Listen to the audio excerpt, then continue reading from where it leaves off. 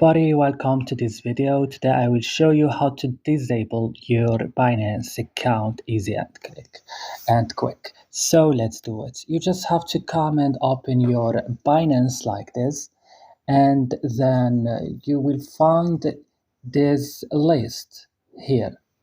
So here you just have to click here at the corner of the screen. And it will take you to this page. Click here again and go to security,